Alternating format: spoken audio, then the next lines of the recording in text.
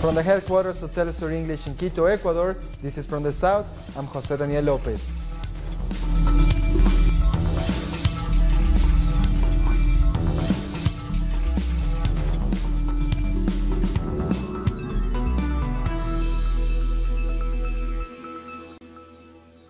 Guatemala's prosecutor's office has stopped the deportation of a member of the United Nations International Commission Against Impunity. Yilen Osorio Zuluaga was detained by government officials at La Aurora International Airport on Saturday night. Authorities say they had no knowledge of the investigator being permitted to enter the country, as the government revoked the commission's visas back in December. A judge then issued an emergency ruling to allow Zuluaga to remain in Guatemala. Our correspondent in Guatemala, Mario Rosales, brings us more details. The government of Jimmy Morales prevented investigator Yilen Osorio from entering the country. The Constitutional Court had previously ordered President Morales to allow the International Commission Against Impunity to continue their investigation in the country. If he continues with his decision to bar them from working, he will be disobeying a judicial order. The prosecutor's office was able to mobilize to La Aurora International Airport to prevent the investigator from being deported. A judge has also ordered not to deport the investigator, who is leading a case of alleged illegal electoral financing by the campaign of Jimmy Morales in 2015. After these accusations, several politicians built a case against the president, but Congress did not approve it. Morales announced he will maintain his stance and disobey the court order of not expelling the investigator. However, the National Court of Justice is set to discuss new legal measures against the people involved in the case. Venezuela has strongly condemned a declaration by the Lima Group of countries which refused to recognize the second term of President Nicolás Maduro. Foreign Minister Jorge Arreaza read out a statement by the Bolivarian government. It accused the group of taking instructions from Washington and seeking to promote a coup in Venezuela. On the 10th of January, President Nicolás Maduro will be sworn in as the legitimate and constitutional president of the Republic for the period 2019 to 2025, in perfect conformity with the Constitution of the Bolivarian Republic of Venezuela, and with no need for authorization of any other country. After this declaration by the self-proclaimed Lima Group, which has written a shameful page in the international relations of our America, the Venezuelan Republic will respond on the basis of reciprocity to any actions which individual governments decide to take in a proportional manner and of the same terrain that they choose. The president of the National Constituent Assembly, Diosdado Cabello, has also rejected the threats made by the Lima Group. The thing is, the Lima Group now wants to get involved in a very serious issue of our territory. Other than that, they continue to demand that President Maduro refuse to assume the presidency on the 10th of January. How is he supposed to do that? How can he refuse when he was elected by the people? The Lima Group met in Colombia to discuss the inauguration of Nicolás Maduro for a second term as Venezuelan president. Foreign ministers from some Latin American countries and Canada decided not to recognize the new Venezuelan government. The U.S. Secretary of State, Mike Pompeo, also joined the meeting, even though Washington is not part of the 14-nation group. Mexico has also rejected the group's latest declaration. Speaking to reporters on Saturday, the Mexican president had this to say. We will respect the constitutional principles of non-intervention and of people's own self-determination in regards to foreign policy. Therefore, we did not sign the letter written by the Lima Group to condemn the Venezuelan government. We will not meddle in the internal affairs of other nations, because we do not want other governments to meddle with issues that should only concern the Mexican people. For many years, Mexico's foreign policy has been driven by these principles. And Bolivian President Evo Morales congratulated the Mexican government for their stance. Morales tweeted, "We praise the democratic government of Mexico for defending the principle of non-interventionism and declining to back the conspiracy laid by the U.S. through the Lima Group. Democracy is based on peace, dialogue, and the self-determination of peoples." A new leadership for Venezuela's National Assembly, which has been suspended and held in contempt by the Supreme Court since 2017, was sworn in on Saturday. The new president of the Assembly stood in support of the recent declarations of the Lima Group against the government of President Nicolás Maduro. More in this report. A swearing-in ceremony marks the beginning of a new year for the National Assembly, as established by the Constitution. But this act is currently invalid, and it is so under the country's highest judiciary body because those who led the National Assembly back in 2017 was sworn in with the participation of 3 indigenous assembly members who were linked to alleged electoral fraud. Following this, the Supreme Court of Justice ordered that the National Assembly be unincorporated and ruled they were in contempt of the government. Therefore, every act they perform is illegal.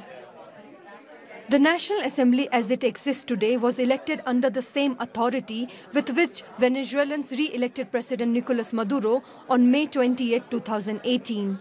But the opposition-led assembly has not wanted to coexist with the other 4 public powers of Venezuela. And now they continue to openly push for the government to be overthrown. We hereby reaffirm the illegitimacy of Nicolás Maduro. There wasn't any election on May 20th, so starting on January 10, he will be still in the presidency.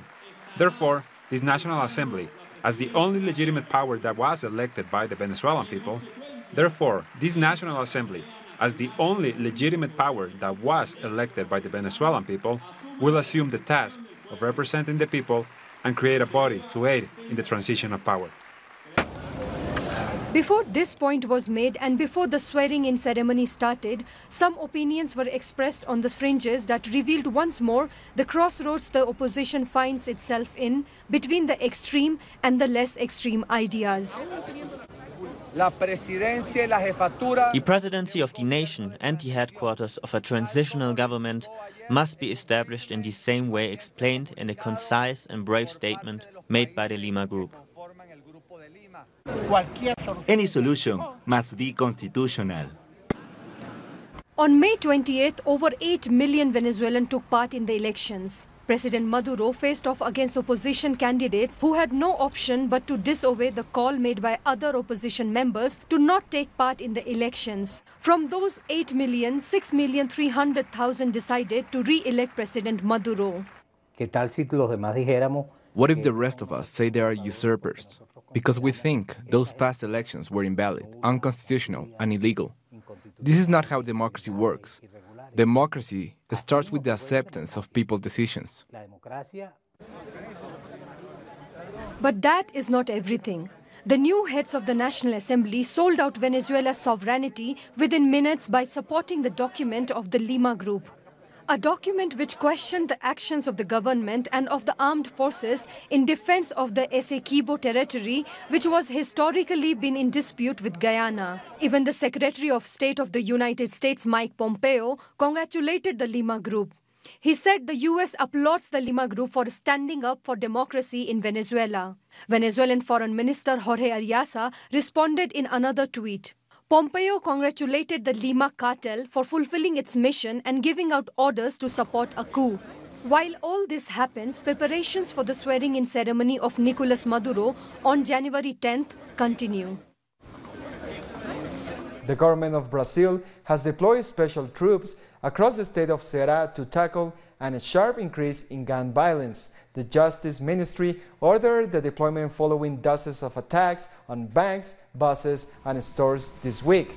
Around 300 troops have been sent to the city of Fortaleza, where gangs torched service stations and damaged an overpass with explosives. So far, at least 86 suspects have been arrested. This is the first state intervention since President Jair Bolsonaro took office last week. Our correspondent in Brazil, Brian Mir, brings us more. As violence continues to escalate in the northeastern Brazilian state of Ceará, the federal government has sent hundreds of security personnel into the state to try and put a stop to it. What's interesting about this is that the state of Ceará is governed by a member of the PT party, Camilo Santana, and Jair Bolsonaro recently said he's not the president to the Northeasterners, that Lula is the real president for these PT governors who dominate Northeastern politics. So what this really represents is a test to see how the new government is going to work with the opposition. But it also scares a lot of people because it represents a continuing escalation of militarization in Brazil. Now, the military already took over the state security apparatus in Rio de Janeiro last year, and people are wondering if this isn't a backdoor attempt to do the same thing in Ceará, which is a state which is controlled by a political party that Jair Bolsonaro refers to as criminals the whole time. So it's going to be interesting to see how this plays out in the next few days. But for now, since the arrival of the national security forces, the violence has not stopped. In fact, it appears that it increased last night. São Paulo, Brian Mir, Telesur. Thank you, Brian, for that report. A 7.2 magnitude earthquake rocked Peru's Ucayali department on Sunday, near the border with Brazil. According to the Geophysical Institute of Peru, the depth of the quake was almost 600 kilometers, and the epicenter was registered 200 kilometers north of Puerto Esperanza in the province of Purus. So far, no alerts have been issued. The new year has arrived in Píllaro, a colorful city in the province of Tungurahua, Ecuador. The Diablada of Píllaro is a celebration in which dancers become characters disguised in devil masks. They dance and ask for the renewal and purification of the soul. The one-week celebration began on January 1st. Nearly 30,000 visitors arrived in this Indian city to celebrate New Year and to dance with the devil.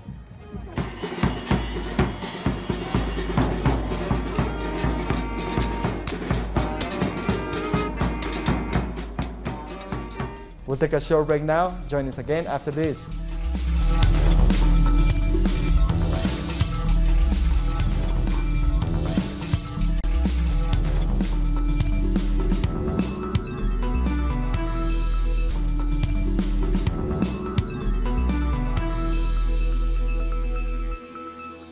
Welcome back. Jamaica is to graduate from its IMF program in November, and Prime Minister Andrew Holness has outlined his plans for a new Jamaica post-International Monetary Fund. He assured Jamaicans the government will act responsibly to build on the years of sacrifice, adding that as Jamaica heads towards a more globalized world and deals with the challenges of climate change, all measures the government takes will be mainstream so that the country can recover from crisis more effectively.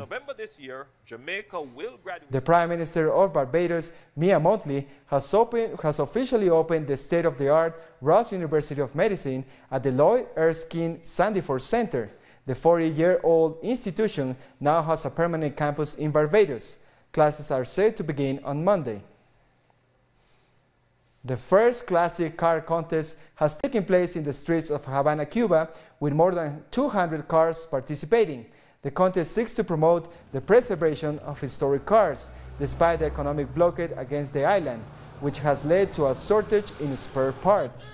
Despite this, classic car owners have become auto innovators. Out of 218 cars, only 15 made it to the final, to compete for the best kept and most original car. The winner of the competition was a 1956 Plymouth. Judges said it was 98% true to its original condition.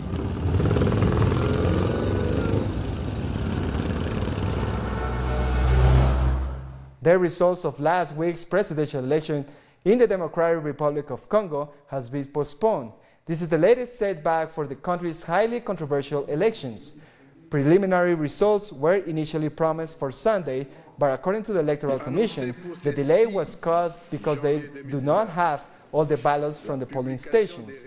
The Commission has asked the public to remain patient while they collect all the results.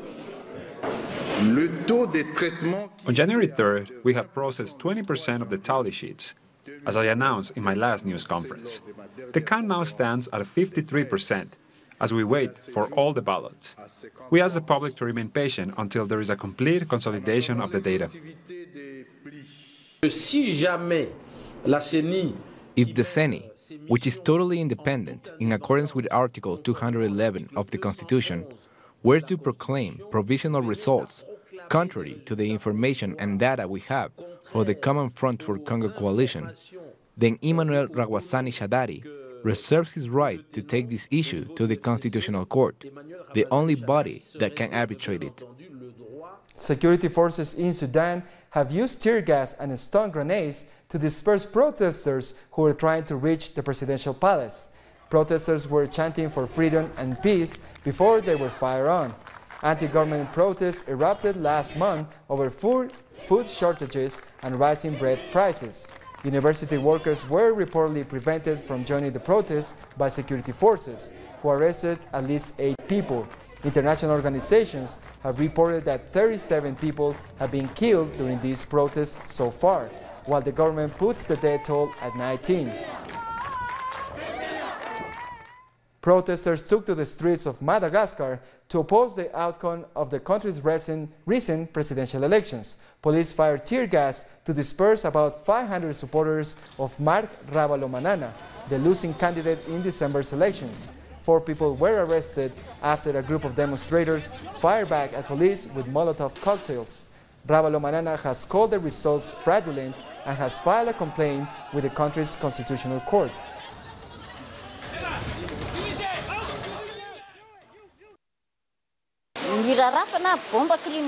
We were sprayed with tear gas while we were praying. That is why we are complaining and asking the entire Malagasy population to come and demonstrate with us. Because the country is at its lowest point. We are being colonized once again, and the people will never accept it. We will never accept this, no matter what happens to us, even if it kills us. It's our boat, and we don't want it to be hijacked. What is happening is driven from the outside by the French. A portrait of former Guinean President Sékou Touré in the city of Conakry is causing controversy. The portrait of Touré is located on a bridge where people were hanged by his government in 1971. The graffiti also includes a mural of African heroes of independence. An association of victims' relatives have said the portrait is insensitive and insulting. More news in a minute. Stay with us.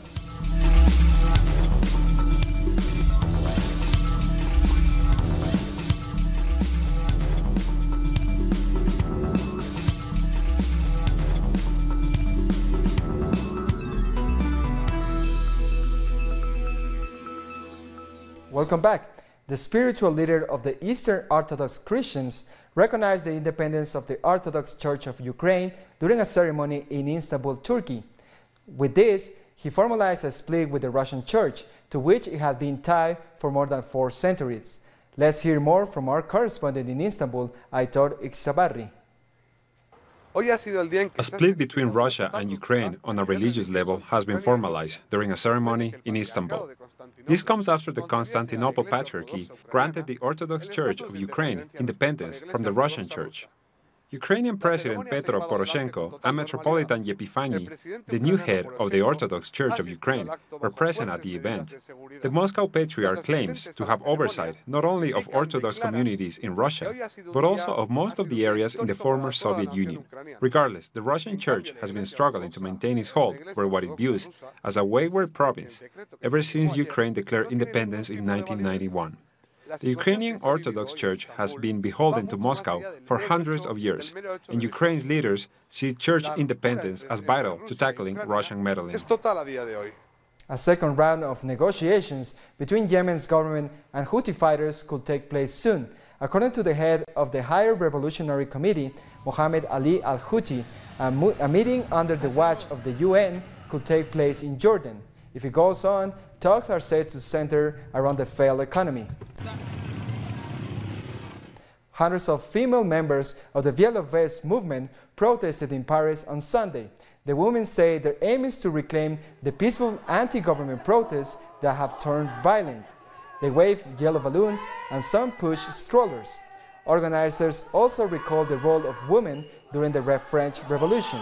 This is the 8th week of the nationwide movement that started to oppose proposed hikes in fuel taxes. I have a little girl who is 8 years old. I work and I've had difficult times, and I can't make ends meet at the end of the month. I do not have expensive taste. I just want to be able to pay my bills and eat well. Even that is no longer possible today, and it's getting worse and worse. So it's really time that people unite. On Saturday, we spoke with freelance journalist Jonathan Baudouin, who attended the Yellow Vest protest. One of the topics we discussed was what the main complaints of the protests are. The first complaint was about the rise of taxation of oil. The beginning. It was the beginning, but with time, other demands appeared, such as an increase of wages, and especially the minimum wage, and also an increase for pensions, and demands for more democracy in the French Republic, with the proposal of a citizen referendum proposed by the Yellow Vest these last weeks. Now let's take a look at some other stories from around the world. Close to 50 migrants stranded off the coast of Malta are growing frustrated after spending 2 weeks at sea. Supplies are running out and the crew are exhausted as European countries refuse permission to dock, and children on board are sick. Pope Francis has urged EU leaders to show concrete solidarity with the migrants. 49 migrants rescued in the Mediterranean by 2 NGO ships have been on board for several days now, waiting to be able to disembark in some port. I appeal to European leaders to show some concrete solidarity with respect to these people. Mourners have laid candles for 5 teenage girls killed in a Poland fire. They were celebrating a birthday and were caught in a fire at an escape room interactive game location in the northern city of Koszalin. One man has also been seriously injured. Violence has once again broken out in Myanmar's Rakhine state. It started after Rakhine rebels allegedly killed 13 Myanmar police. In 2017, at least 6,500 ethnic Rohingyas were killed and more than 600,000 were displaced because of an armed crackdown. Movie makers and actors have made their entry into the 76th Golden Globe Awards in Los Angeles, United States. All eyes are on Mexican director Alfonso Cuarón, whose latest film, Roma, is nominated for 3 Golden Globes. Roma tells the story of a year in the life of an indigenous maid working for a middle-class family in Mexico City during the early 1970s. It's been nominated for Best Foreign Movie, Best Director, and Best Screenplay. I guess I wanted to explore personal wounds, family wounds, but also wounds that I share collectively. I share with a specific society, but also with humanity at large. The point of doing this film is trying to get to the essence of those moments, and the only way of getting to the essence of those moments was by absorbing the reality of the objects of the space, and then just to surround myself to that space, and also to the sense of time that flows in those spaces. We come to the end of this news brief. This and many other stories you can find at our website at telesurenglish.net. And join us on social media, Facebook, Twitter, and Instagram. For Telesur English, I'm Jose Daniel Lopez. Thank you for watching.